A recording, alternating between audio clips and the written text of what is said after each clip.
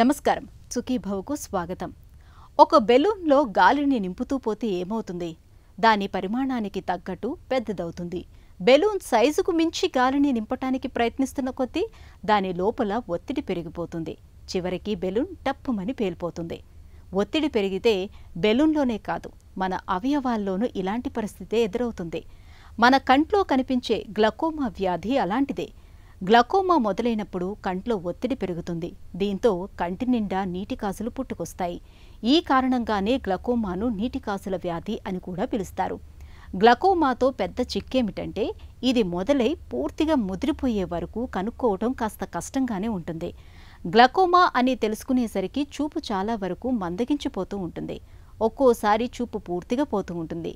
నిశ్శబ్దంగా కంటి చూపును కబళించే గ్లకోమా వ్యాధి గురించి ఇప్పుడు తెలుసుకుందాం.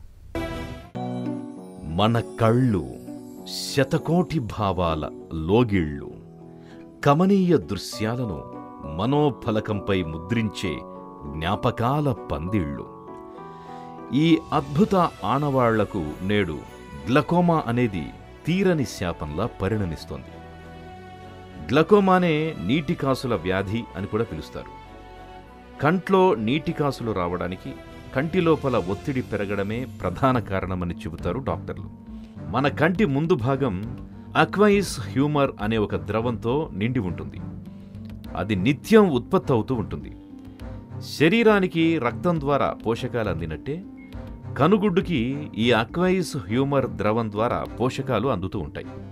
పలుచగా నీళ్లను పోలి ఉండే ఈ ద్రవం కనుపాప, కంటి ముందు భాగాన్ని కప్పి ఉంచే కార్నియాల మధ్య ప్రసరిస్తూ కంటి కటకంతో పాటు పూర్తి కంటికి పోషకాలను అందించి ఆరోగ్యవంతంగా ఉంచుతుంది. రక్తం నుంచి తయారయ్యే ఈ ద్రవం కంట్లోకి వెళ్లి తిరిగి రక్తంలో కలిసిపోతూ ఉంటుంది. ఇలా ఈ ద్రవం ప్రయాణించడానికి కంట్లో ఓ మార్గం ఉంటుంది. దానినే యాంగిల్ అంటారు. ఈ మార్గంలో అడ్డంకులు ఏర్పడి ద్రవం కంట్లోనే నిలిచిపోతే కనుగుడ్డుపై ఒత్తిడి పెరుగుతుంది. దీంతో కంటి చూపుకు తోడ్పడే ఆప్టిక్ నర్వ్ దెబ్బతిని క్రమంగా కంటి చూపు నెమ్మదిస్తుంటుంది. చివరికి చూపు పూర్తిగా మందగించి పూర్తి అంధత్వం వస్తుంది. ఈ పరిస్థితినే గ్లకోమా అంటారు. ఈ గ్లాకోమా అంటే ఇప్పుడు మన కన్ను ఒక గ్లోబ్ లాగా ఆర్ ఒక బాల్ లాగా ఉంటుంది. ఈ బాల్ను మెయింటైన్ చేసేదానికి బెలూన్ అయితే గాలి ఉంటుంది. ఈ ఐబాల్లో అయితే ఫ్లూయిడ్ ఉంటుంది. ఈ ఫ్లూయిడ్నే యాక్వెస్ అంటారు. ఈ యాక్వెస్ అనేది ఐబాల్ షేప్ను మెయింటైన్ చేసేదానికి కొంత ప్రెషర్, ఒత్తిడి అవసరం. ఆ ప్రెషర్ ఉన్నంత వరకు అది రౌండ్గా ఉంటుంది. ప్రెషర్ తగ్గిపోతే ఈ round nature of the eyeball పడిపోతుంది. ప్రెషర్ ఎక్కువైనప్పుడు కంటి చుట్టూ ఉన్న స్ట్రక్చర్స్, దాంట్లో కూడా రెటినా అని ఆప్టిక్ నర్వ్ మీద ఒత్తిడి పెరుగుతుంది. ఆ ఒత్తిడి పెరిగే దానివల్ల రాను ఆప్టిక్ నర్వ్లో ఉన్న ఫైబర్స్, ఈ ఒక ఆప్టిక్ నర్వ్లో ఫైబర్స్ 1.5 మిలియన్స్ ఉంటాయి. ఈ ఫైబర్స్ రాను క్షీణించిపోతుంటాయి. ఇలాగా కంటిలోని ఒత్తిడి వలన ఆప్టిక్ నర్వ్లోను రెటినాలోను నర్వ్ ఫైబర్ డ్యామేజ్నే గ్లాకోమా అంటారు. గ్లాకోమాలో రకాలు బ్రాడ్గా 3 రకాలు చేస్తాం. ప్రైమరీ గ్లాకోమాస్ అని, సెకండరీ గ్లాకోమాస్ అని, కంజెనిటల్ గ్లాకోమా అని. ప్రైమరీ అంటే కారణం చెప్పలేము అనేది. సెకండరీ అంటే ఈ కారణం వల్ల ఈ గ్లాకోమా వచ్చింది అని. కంజెనిటల్ అంటే పుట్టుకతోనే వచ్చిండే గ్లాకోమాని కంజెనిటల్ గ్లాకోమా అంటాం. ఈ ప్రైమరీ గ్లాకోమాస్లో యాంగిల్ స్ట్రక్చర్ అని ఉంటుంది. యాంగిల్ అనేది ఏమి అంటే ఈ కార్నియాకు ఐరిస్కు మధ్యలో ఉండే సన్నని సందును, రీసిస్, ఆ సందును యాంగిల్ అంటాం. ఈ యాక్వస్ ద్రవము యాంగిల్ ద్వారానే బయటకు వెళ్తుంటుంది. సో కొన్ని కంట్లలో యాంగిల్ నారోగా ఉంటుంది. దీన్నే క్లోజ్డ్ యాంగిల్ గ్లాకోమా అంటారు. కొన్ని గ్లాకోమాస్లో యాంగిల్ అనేది వైడ్గా ఉంటుంది. దీన్ని ఓపెన్ యాంగిల్ గ్లాకోమా అంటారు. సో ఈ primary glaucomas closed angle glaucoma, open angle glaucoma అంటాం. వేరే సెకండరీ గ్లాకోమా ఈ కారణం వల్ల ఈ గ్లాకోమా వచ్చింది అని చెప్తాం. ఏ కారణము? శుక్లాలు ఎక్కువగా ముదిరిపోవడం వల్ల, కంటి లోపల బ్లీడింగ్ కావడం వల్ల, కంటి లోపల కొత్త రక్తనాళాలు పుట్టిన దానివల్ల, కంటి లోపల ఇన్ఫ్లమేషన్ వచ్చేదానివల్ల, దానివల్ల ఏదో ఒక కారణం కంటి లోపల ఉండేదాన్ని దీన్ని సెకండరీ గ్లాకోమా అంటాం. దానికి ఒక కారణం ఉంటుందన్నమాట.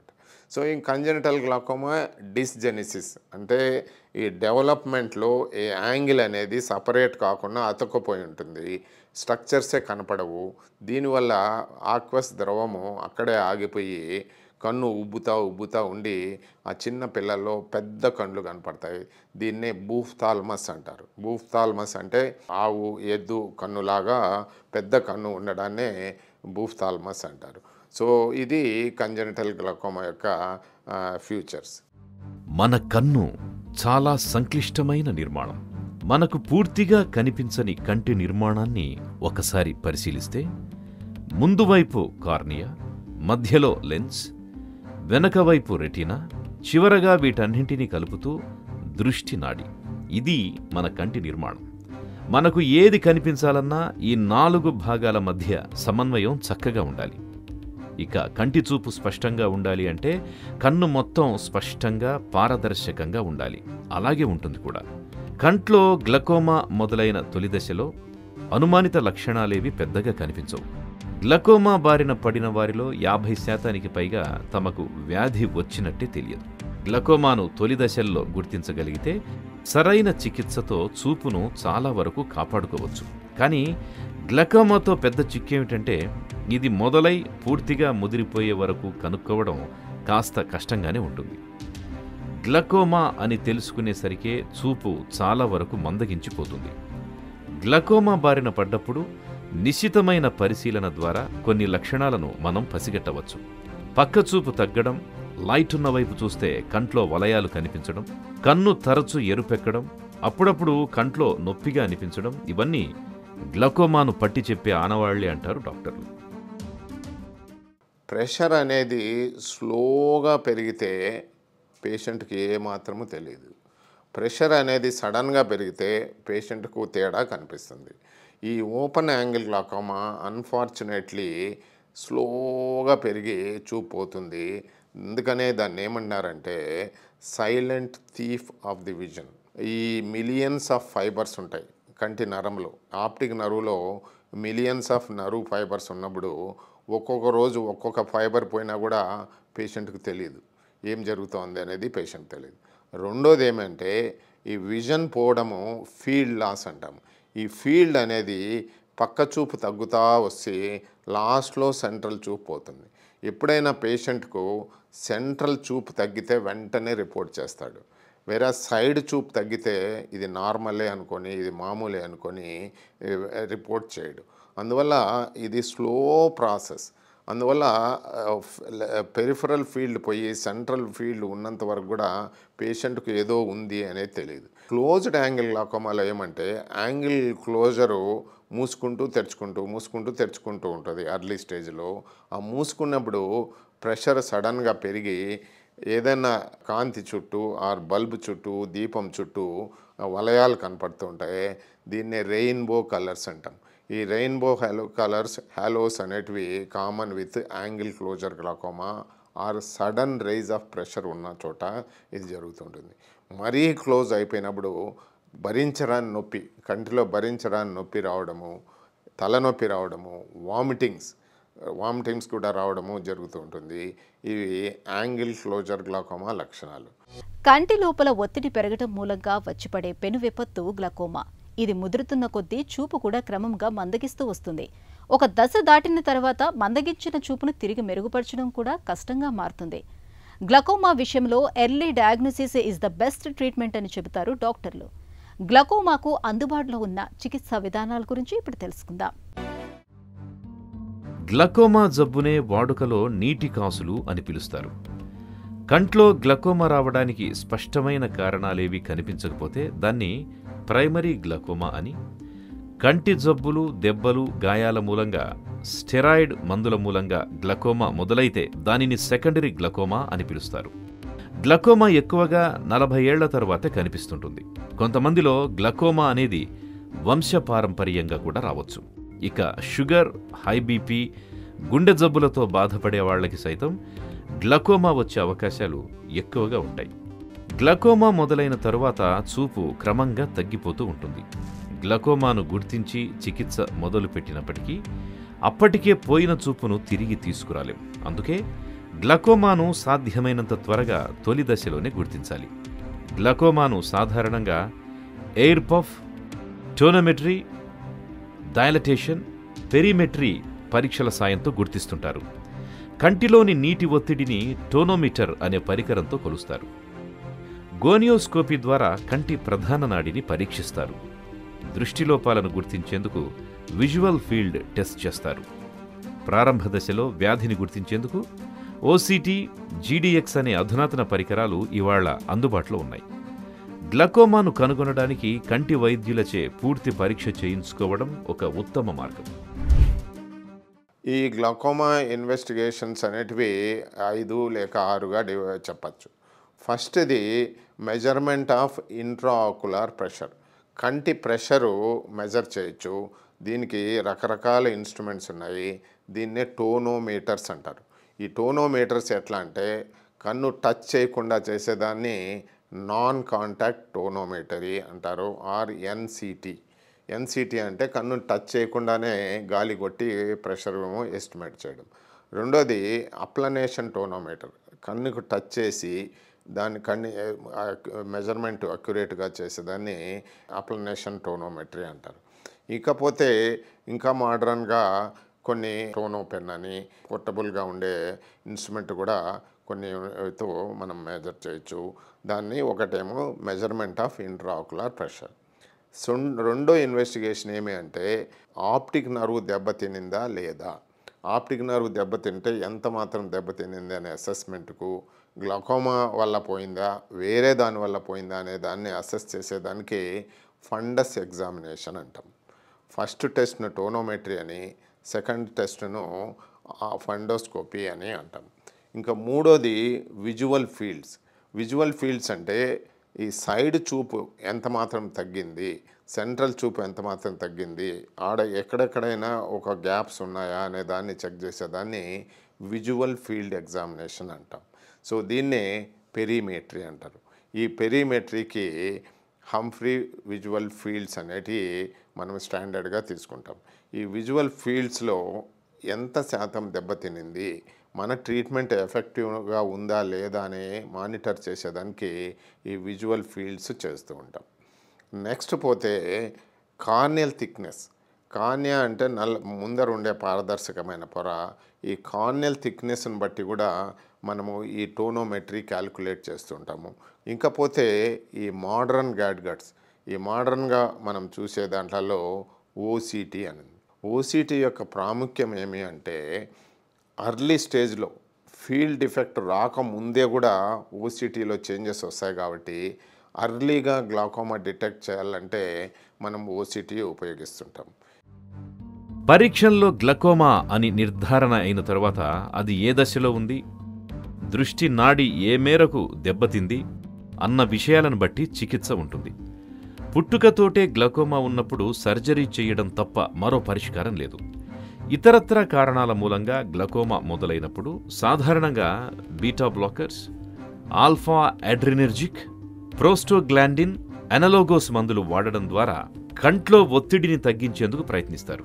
కంటి చుక్కల మందు వేయడం వల్ల అక్వైస్ హ్యూమర్ ద్రవ ఉత్పత్తి నియంత్రించవచ్చు. అయితే ఈ చుక్కల మందులను జీవితాంతం వాడాలి. వీటితో కూడా ఫలితం లేనప్పుడు ఇరిడోటమీ అనే సర్జరీ ద్వారా కంట్లో చిన్న రంధ్రం చేసి నీటి కాసుల్లోని ఒత్తిడిని తొలగిస్తారు. లేజర్ల రాకతో ఇప్పుడు ఎలాంటి రంధ్రం చేయకుండానే కంటి లోపల ఒత్తిడిని తొలగించడం సాధ్యపడుతుంది. మందులు గాని లేజర్ గాని గ్లకోమాను నియంత్రించలేకపోతే శస్త్రచికిత్స చేయించుకోవాలి. ఆధునిక చికిత్సలైన ట్రెబెక్యులెక్టమీ, స్టంట్ సర్జరీ ఇప్పుడు అందుబాటులో ఉన్నాయి. Acute glaucoma. అక్యూట్ అంటే సడన్గా మొన్న బాగానే ఉన్నాను సడన్గా చూపు తగ్గిపోయింది అంటాం. ఆ సడన్ చూపు తగ్గిపోయేదానికి కారణం ఏమంటే సడన్ రైజ్ ఆఫ్ ప్రెషర్. ఇలాంటిది సడన్గా ప్రెషర్ వీలైనంత త్వరగా ప్రెషర్ తగ్గిస్తే తప్పనిసరిగా పోయిన చూపు వస్తుంది. అదే క్రానిక్ గ్లాకోమా ఉంది. క్రానిక్ గ్లాకోమా అంటే మన years together loss of vision జరిగినాయి. అప్పుడు ఎంత ట్రీట్మెంట్ ఇచ్చినా ఉన్న చూపు నిలబెడతాం కానీ పోయిన చూపు రాదు. సో గ్లాకోమా ట్రీట్మెంటు ఇప్పుడు కంజెనిటల్ గ్లాకోమా అన్నాం.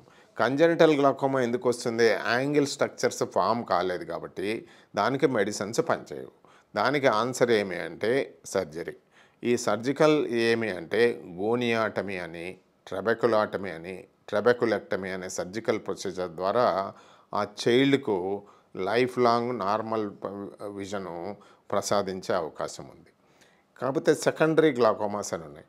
ఈ సెకండరీ గ్లాకోమాస్ ఒక కారణం వల్ల వచ్చినాయి కాబట్టి ఆ కారణాన్ని ట్రీట్ చేయాలి.